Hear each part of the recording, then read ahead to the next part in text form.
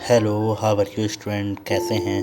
मैं सुजीत आप लोगों के बीच में लेकर आ गया हूँ एजुकेशन हब बाय सुपी के थ्रू क्लास 10 चैप्टर 2 हिस्ट्री का नेशनलिज्म इन इंडिया का पोर्शन नंबर थर्ड, यानी कि पार्ट नंबर थर्ड। हालांकि आपके बुक का सबटाइटल्स के हिसाब से पार्ट 4 हो रहा है, लेकिन आपकी ये जो बुक है उसकी वो जो हमने यूट्यूब करी है वो पार्ट थर्ड में है ना।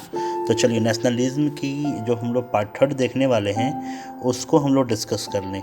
सबसे पहली बात स्टूडेंट की जो चैप्टर हमारा है फोर्थ पार्ट, इसका हिंदी मीनिंग अगर आप देखना चाहें तो हिंदी मीनिंग जो होता है सामूहिक रूप से अपनेपन का भाव है ना। बिलोंगिंग जो है, ठीक है, यानी कि जो अपने में जो आप क्लोज फील करते हो, किसी को अपना कहते हो, ये किस बेस पे कहते हो, क्या समझते हो कि उसे आप अपना कहना पसंद करते हैं। ठीक है, तो ये सब बातें हम लोग यहाँ पे डिस्कस करने वाले हैं। सबसे पहली बात कि कोई ये इमोशन जो जिसको आप अपना कहते हो वो कहाँ से आया, है ना। और उसी तरह से जब आप इसको कंट्री के रूप में इसको डिवाइड करो या कंट्री के रूप में इसको अगर आप इवेलुएट करो तो कंट्री के लिए आप लव फॉर नेशंस की भावना कहाँ से पाते हो, है ना। तो इन सारी चीज़ों को हम लोग डिस्कस करेंगे। चलिए आगे देखते हैं। सबसे पहली बात कि जो नेशनलिज्म की भावना है वो तब पनपती है जब लोग ये महसूस करने लगते हैं कि वे एक ही राष्ट्र के यूनिट हैं, एक ही नेशंस के पार्ट हैं। जब वे एक दूसरे को एकता के सूत्र में बांधने वाली कोई पार्टनरशिप ढूंढना शुरू कर देते हैं, लेकिन नेशंस जो नेशनलिटीज़ है उनके मन में नेशनलिज्म जैसी चीज़ों को एक कांस्टेंट रूप ना दिया जाए, तब तक वो किसी एक एग्जैक्ट फिगर को एक्सप्लेन नहीं करता है। उसी तरह से अगर लैंग्वेज की बात करें तो लैंग्वेज आपको जो जाना पहचाना फील होता है वही आपको अपनापन ज़्यादा महसूस कराता होगा।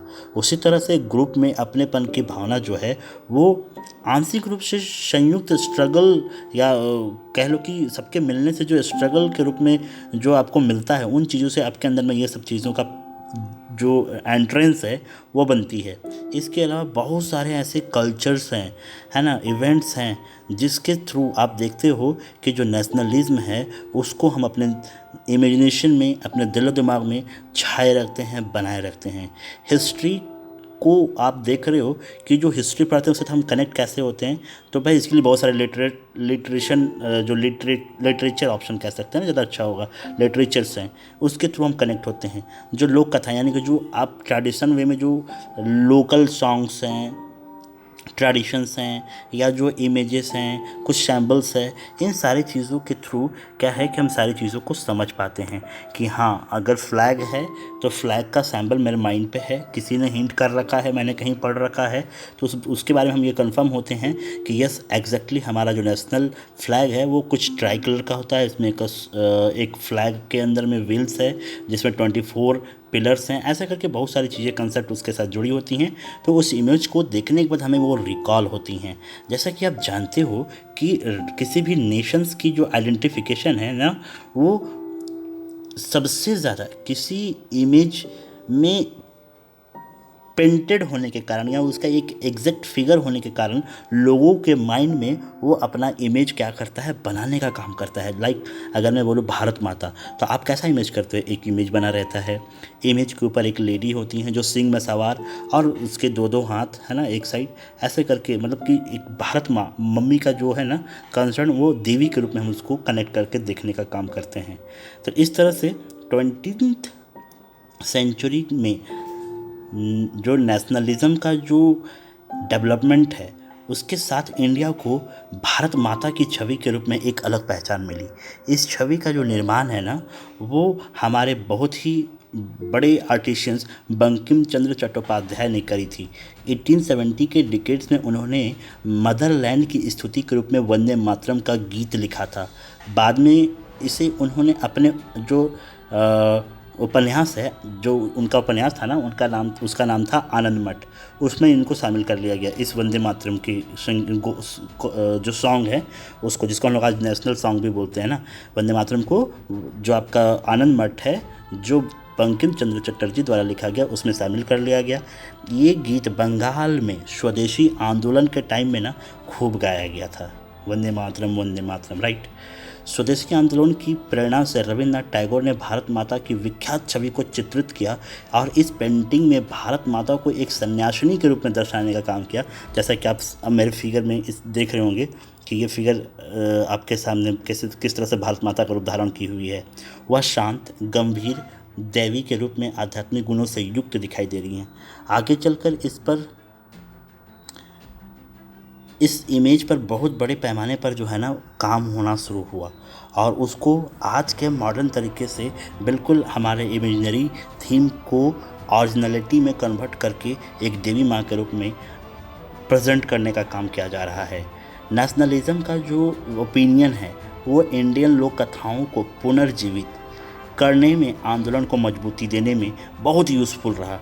19वीं सेंचुरी के आखिर में नेशनलिज्म ने भाटोच्चारणों द्वारा गाई सुनाई जाने वाली लोक कथाओं में दर्ज करना शुरू कर दिया गया, यानी कि आम तरीके से इसको लोकल सॉन्ग्स में इसको कन्वर्ट करना शुरू कर दिए। वे लोकगीतों व जनश्रुतियों को इकट्ठा करने के लिए गांव-गांव घूमने लगे। उनका मानना था कि यही कहानियां हमारी उस परंपरागत संस्कृति की सही तस्वीर पेश करती है जो बाहरी ताकतों के प्रभाव से भ्रष्ट और दूषित हो चुकी है। अपनी राष्ट्रीय पहचान को ढूंढने और उसके अतीत में गौरव का भाव पैदा करने के लिए इस लोक परंपरा को बचाकर रखना बहुत ज़रूरी है। बंगाल में खुद रविन्द्रनाथ टैगोर ने लोक गाथा गीत, बाल गीत और जो मिथक है ना उसके थ्रू, ठीक है, इन चीज़ों के थ्रू उन्होंने सारे जो कलेक्टिव बिलोंगिंगनेस है अपने कंट्री के लिए उसको इकट्ठा करने निकल पड़े। उन्होंने लोक परंपराओं को पुनर्जीवित करने वाले आंदोलनों का नेतृत्व करना शुरू कर दिया, लीडरशिप करना शुरू कर दिया। जैसे मद्रास में नटेशा शास्त्री ने the folklores of southern India के नाम से तमिल लोक कथाओं का विशाल संकलन 4 पार्ट्स में क्या प्रकाशित किया। उनका मानना था कि लोक कथाएँ राष्ट्रीय साहित्य होती हैं। यह लोगों के असली विचारों और विशिष्टताओं की सबसे विश्वसनीय अभिव्यक्ति है। जैसे जैसे राष्ट्रीय आंदोलन आगे बढ़ा, राष्ट्रीय नेता लोगों को एकजुट करने और उनमें राष्ट्रवाद की भावना भरने तथा इस तरह के सैम्बल्स को है ना, जो सैम्बल्स हैं, प्रतीक चिन्ह हैं, उनके बारे में ज़्यादा से ज़्यादा लोगों को अवेयर करने में ऐसे लोगों का बहुत बड़ा रोल रहा। बंगाल में स्वदेशी मूवमेंट जो था उसके दौरान में एक ट्राई कलर का फ्लैग जिसका कलर था ग्रीन, येलो एंड रेड से तैयार किया गया था। इसमें ब्रिटिश भारत में 8 प्रांतों का प्रतिनिधित्व करते कमल के 8 फूल और हिंदुओं व मुसलमानों के प्रतिनिधित्व करता एक चंद्र जो है ना, हाफ मून जिसको कहते हैं, आधा चांद दर्शाया गया था। 1921 तक गांधी जी ने भी स्वराज का झंडा तैयार कर लिया था। यह भी तिरंगा जो था, यह ट्राई कलर का जो तिरंगा था, उसमें उन्होंने जो कलर कंपाइलेशन करा था वो था वाइट, ग्रीन, रेड। इसके मध्य में आप देखोगे गांधीवादी जो सैम्बल्स थे वो चरखा आप लोग जानते हैं जिससे कपड़े की गथाई होती है, वो चरखा को उन्होंने जगह दिया और उसका एक मैसेज ये बताने का काम किया कि ये स्वावलंबन यानी कि इंडिपेंडेंट बनाने का काम करेगा, ये लोगों को एक ऐसा इन्फॉर्मेशन देगा। ये जुलूसों में यह झंडा थामे चलना शासन के प्रति अवज्ञा का संकेत था, है ना। इतिहास की पुनर्व्याख्या राष्ट्रवाद की भावना पैदा करने का एक और साधन थी। 19वीं सेंचुरी के अंत तक आते आते बहुत सारे भारतीय यह महसूस करने लगे थे कि राष्ट्र के प्रति गर्व का भावना जगाने के लिए भारतीय इतिहास को अलग ढंग से पढ़ाया जाना चाहिए। अंग्रेज़ों की नज़र में भारतीय पिछड़े हुए और आदिम लोग थे जो अपना शासन खुद नहीं संभाल सकते। इसके जवाब में भारत के लोग अपनी महान उपलब्धियों की खोज में अतीत की ओर देखने लगे थे। उन्होंने उस गौरवमयी प्राचीन युग के बारे में लिखना शुरू कर दिया जब आर्ट एंड आर्किटेक्चर जो है ना, वास्तुकला, फिर से science, mathematics, religion, culture, laws, उसका फिलॉसफीज, जो आपके हस्तकला से जो रिलेटेड वर्क थे, वो फिर से जो ट्रेड था, ये फल फूल रहे थे। उनका कहना था कि इस महान युग के बाद पतन का समय आया और भारत को गुलाम बना लिया गया। उस राष्ट्रवादी इतिहास में पाठकों की अतीत में भारत की महानता व उपलब्धियों पर गर्व करने और ब्रिटिश शासन के तहत दुर्दशा से मुक्ति के लिए संघर्ष का मार्ग अपनाने का आह्वान किया गया था। लोगों को एकजुट करने की इन कोशिशों की अपनी समस्याएं थीं। जिस अतीत को गौरवान किया जा रहा था वो हिंदुओं का अतीत था। बात समझ में आ रही है? जिन छवियों का सहारा लिया जा रहा था वो हिंदुओं के सैंपल्स थे, इसलिए अन्य समुदायों को थोड़ा सा उनको अनकंफर्ट फील हो रहा था कि यार ये क्या हो रहा है ना। मतलब सारी चीज़ों में हिंदू, बाकी कम्युनिटी का कोई इंपॉर्टेंस नहीं है। मतलब बहुत सारे डिस्ट्रैक्शन जैसे पॉइंट्स आनी शुरू हो गई थी। ओके, नेक्स्ट पॉइंट हमारा कंक्लूजन है, जो इस चैप्टर का एंडिंग पॉइंट है। हम लोग देखना शुरू करते हैं। इंग्लिश गवर्नमेंट के खिलाफ, यानी कि ब्रिटिशर्स के खिलाफ बढ़ता हुआ जो गुस्सा था वो विभिन्न भारतीय समूहों, जो भी विभिन्न क्लासेस थी, कैटेगरीज थी, उनमें ये स्ट्रगल के रूप में खिंचता हुआ दिखाई दे रहा था। महात्मा गांधी के नेतृत्व में कांग्रेस ने लोगों के असंतोष और परेशानियों को स्वतंत्रता के संगठित आंदोलन में समाहित करने का प्रयास किया। उन्होंने आंदोलन के जरिए पूरे देश को एकता के सूत्र में बांधने का प्रयास किया, लेकिन जैसा कि हमने देखा, इन आंदोलनों में हिस्सा लेने वाले बहुत सारे डिफरेंट क्लास की, डिफरेंट कैटेगरी के लोग थे। अलग अलग आकांक्षाओं और अपेक्षाओं के साथ हिस्सा ले रहे थे कि मेरा अपना सेल्फ पूरा होगा। मतलब सबका अपना अपना ओपिनियन था, अपना कुछ ना कुछ टारगेट था जो वो पूरा करना चाह रहे थे। उनकी शिकायतें बहुत व्यापक थी, बहुत ज़्यादा शिकायत था। इसलिए औपनिवेशिक शासन से मुक्ति का भी सबके लिए अपना अपना अर्थ था। मतलब सबको अपने अपने हिसाब से ये कह रहे थे कि एक्सप्लेनेशन जो है फ्रीडम के लिए वो अलग अलग हो रहा था। कांग्रेस ने इन विभेदों को हल करने और सुनिश्चित करने के लिए हमेशा प्रयास करने का काम करना शुरू कर दिया था। एक समूह की मांगों, जो ये समूह थे, ये ग्रुप्स थे, उनकी जो डिमांड्स थी, उसके कारण कोई दूसरा ग्रुप जो था ना दूर ना चला जाए, इन सारी बातों को वो ध्यान रखने का काम करते थे। कौन? कांग्रेस की टीम। यही वजह है कि आंदोलन के भीतर अक्सर बिखराव आ जाता था। क्यों? कोई कुछ और सोचता है, किसी ग्रुप का कुछ ओपिनियन है, दूसरे ग्रुप का कुछ और ओपिनियन है, तो डेफिनेटली वो एक छत के नीचे इकट्ठा नहीं हो सकते। ये कन्फर्म है स्टूडेंट। भीतर अक्सर बिखराव का स्थिति जो है ना वो देखने को ही मिलेगा। कांग्रेस की सरगर्मियों और राष्ट्रीय एकता के शिखर को छूने के बाद बिखराव और आंतरिक टकराव का चरण आ जाता है। संक्षेप में, राष्ट्र उभरता जा रहा था और औपनिवेशिक शासन से मुक्ति की चाह रखने वाले बहुत सारी आवाज़ें बुलंद होती चली जा रही थी, है ना। तो इस तरह से ये चैप्टर हमारा फिनिश होता है। और लास्ट टॉपिक है हमारा जो स्पेशल बॉक्स में दिया गया है, मैं वही पढ़ देना चाहता हूँ। भारत छोड़ो movement, non quit India movement related कुछ मैसेज है जो आप लोग पढ़ लीजिए। आप लोग को कुछ एक्स्ट्रा क्वेश्चन में आपको हेल्पफुल हो सकता है।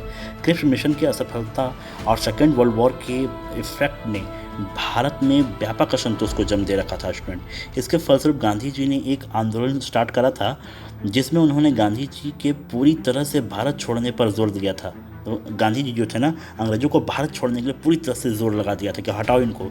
वर्धा में 14 जुलाई 1942 में अपनी कार्यकारिणी में कांग्रेस कार्य समिति ने ऐतिहासिक भारत छोड़ो प्रस्ताव पारित किया, जिसमें सत्ता का भारतीयों को तत्काल हस्तांतरण और भारत छोड़ने की मांग की गई थी। अगस्त 8, 1942 को बम्बई में अखिल भारतीय कांग्रेस समिति ने इस प्रस्ताव का समर्थन किया, जिसे पूरे देश में व्यापक पैमाने पर एक अहिंसक जन संघर्ष का आह्वान किया गया। इसी अवसर पर गांधी जी ने एक बहुत अच्छा स्लोगन दिया, बहुत फेमस, जो आज के डेट में है, डू और डाई। भारत छोड़ो के इस आह्वान ने देश के अधिकतर हिस्सों में राज्य की व्यवस्था को ठप कर दिया। लोग स्वतः ही आंदोलन में कूद पड़े। लोगों ने हड़तालें की और राष्ट्रीय गीतों एवं नारों के साथ प्रदर्शन किए और जुलूस निकाले। यह आंदोलन वास्तव में एक जन आंदोलन था, जिसमें छात्र, जैसे आपके जैसे स्टूडेंट, लेबर्स, पेजेंट्स, हज़ारों नॉर्मल जो कॉमन पीपल्स हैं वो इसमें पार्टिसिपेट किए।